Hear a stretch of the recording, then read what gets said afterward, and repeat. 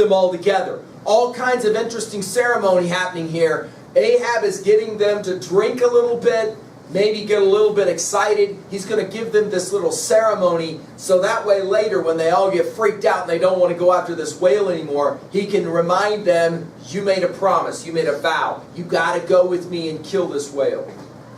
While so doing, suddenly and nervously twitched them, meanwhile glancing intently from Starbuck to Stubb, from Stubb to Flask. It seemed as though by some nameless interior volition, he would fain have shocked into them the same fiery emotion accumulated within the Leyden jar of his own magnetic life. The three mates quailed before his strong, sustained, and mystic aspect. Stubb and Flask looked sideways from him. The honest eye of Starbuck fell downright. "In vain," cried Ahab. "But maybe 'tis well. For did ye three but once take the full-forced shock, then mine own electric thing, that had perhaps expired from out me. Perchance, too, it would have dropped ye dead.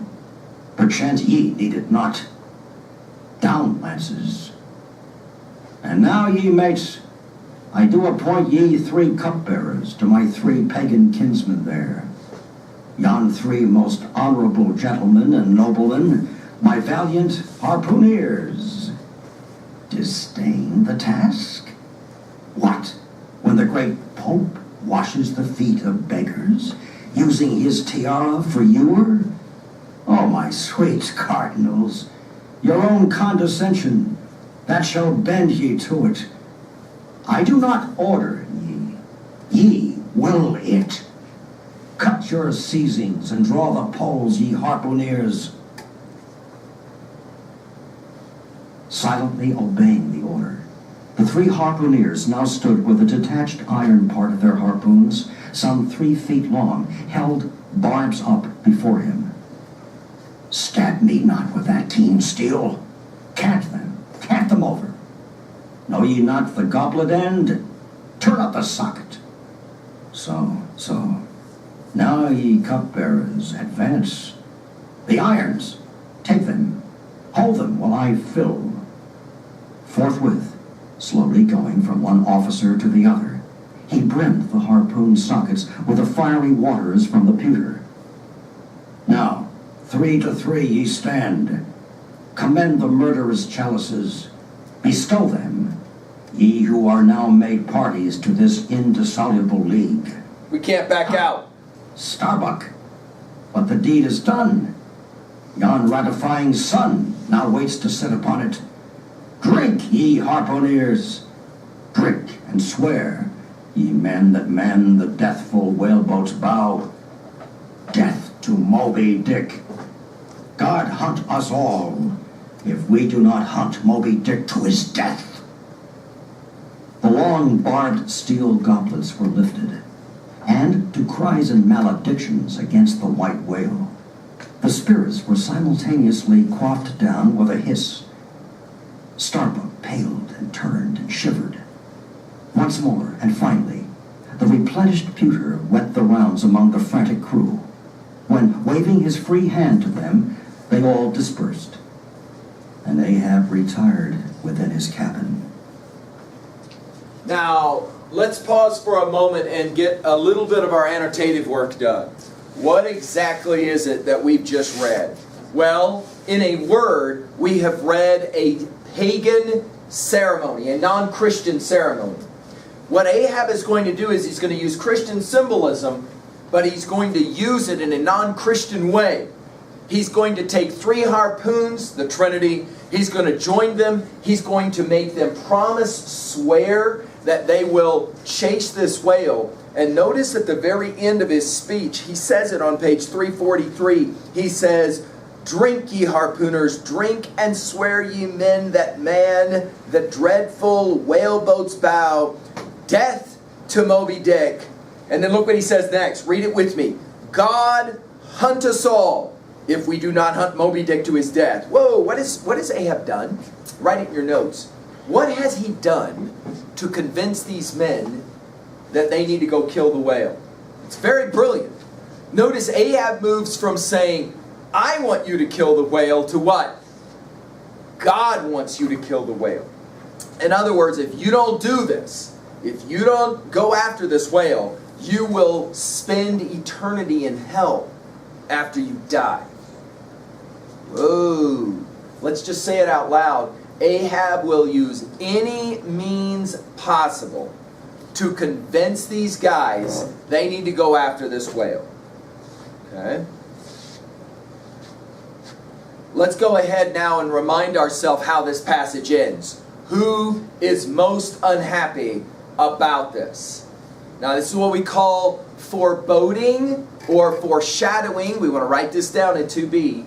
Foreboding or foreshadowing in a text, that means, the reader already has a bit of insight. Something bad may be coming. That something bad is best referenced by Starbuck, who is going to walk away doing one of these numbers like this. Psh, bunch of crazy men, right? In other words, this is a dumb idea. To go after this whale is a bad idea. Of course, the reader is going to want to keep reading all the way to the end of the novel so that he or she has some idea about how this thing's going to end. Now, the challenge for us is that this is just cuttings from the actual novel itself. So we're now going to move. I'm at the bottom of 343, and we're now going to move forward in our reading, okay, later into the novel itself. So let's go ahead and just set ourselves up here with that one, okay? After Moby Dick has been sighted in the Pacific Ocean, the Pequod's boats pursue the whale for 2 days. One of the boats has been sunk, and Ahab's ivory leg has been broken off. However, as the next day dawns, the chase continues. So we now are moving from the beginning of the novel to the end of the novel, okay? And so as we now pick up, we're on page 345. By the way, I'd like to just point out this chart on 344 really quickly. Yankee, Whaling Yankee, just the name of the New England northeastern area. Notice some of the interesting things on the chart there that you can see. First of all, special kinds of whales were used, especially the sperm whale, which is the whale that Moby Dick is. You can notice the drawing here on 344, this kind of whale, the way they look. Notice that you're going to get a few things out of these whales. I already mentioned the whale liver oil.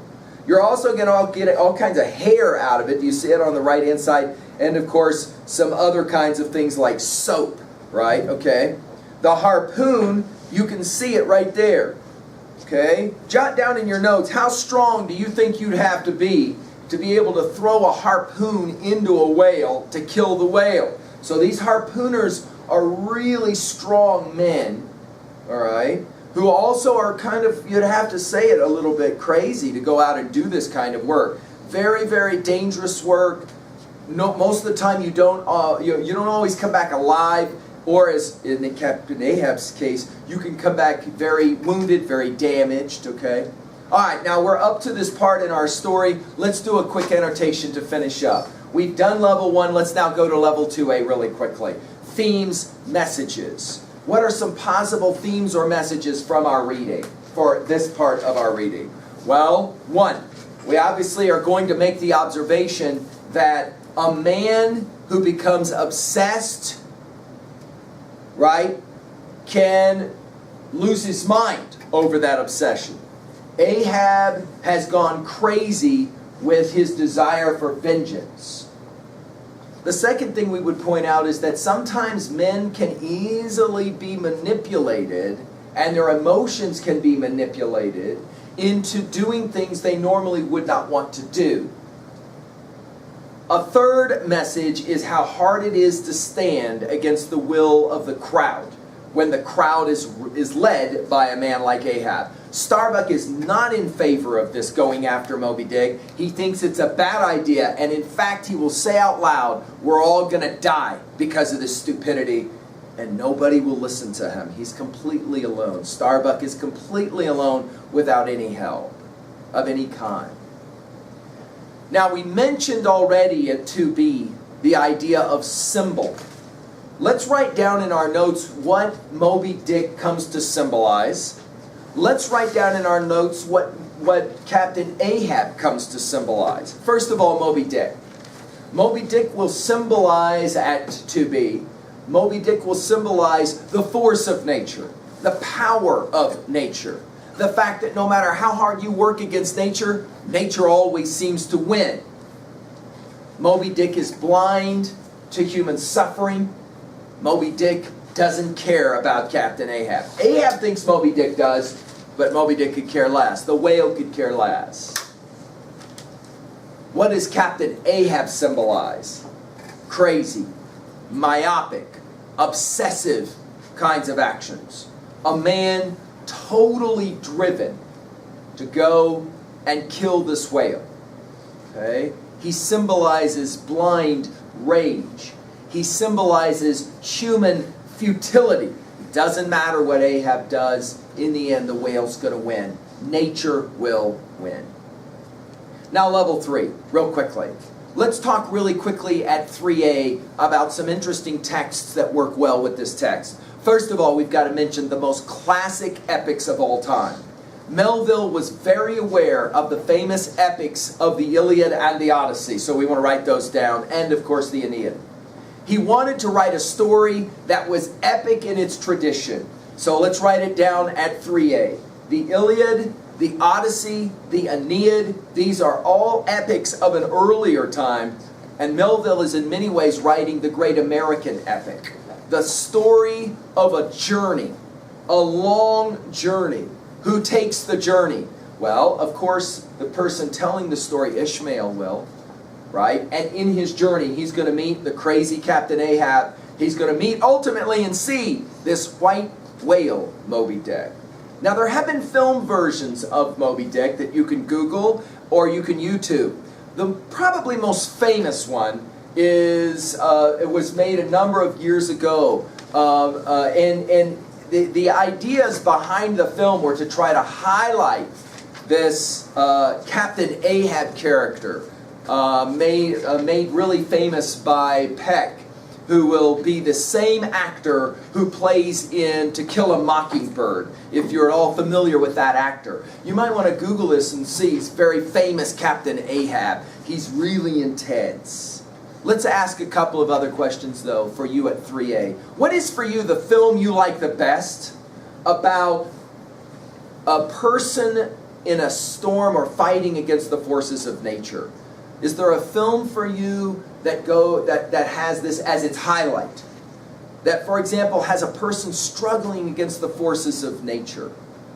A storm, a snowstorm, an ocean storm, something like that. What is your favorite villain? Let's go ahead and write this one down at 3B. Of all the films that you've ever seen where there was a bad guy, who is your favorite bad guy? Can you write down which for you it is? Your favorite bad guy in a film or a movie or a TV show. Ahab is a classic villain in many, many ways out of literature. And then finally, let's go to 3B. What is for you a time in your life when you had to stand up, or you tried to stand up against the group? When there was somebody like an Ahab that was moving the whole group's decision making, and you tried, like Starbuck, to stand up and say, no, I'm not going to do that. A time you struggled with peer pressure. A time when you knew someone was doing something you did not agree with, but you couldn't change his or her mind, and you couldn't change any of the people's minds around you. And you were like, guys, this is a really dumb thing to do. And nobody listened because the one person was such a better talker than you and could convince everyone. Okay? A final question. Have you ever been obsessed in your life? Have you ever been so wanting something to happen so badly? It's all you could think about. It's all you could see. Did this ever happen in your life? Jot down a time for you when either you were obsessed or you knew somebody who was totally obsessed. It might have been over somebody that he or she liked. It might have been over somebody that you really liked or somebody that you really hated, right? A time when you were just totally consumed with an idea that you couldn't let it out of your mind, the way Ahab's not going to let it out of his mind. Now, when we come back, we're going to read the very end of the story and how Moby Dick gets his way. Thank you.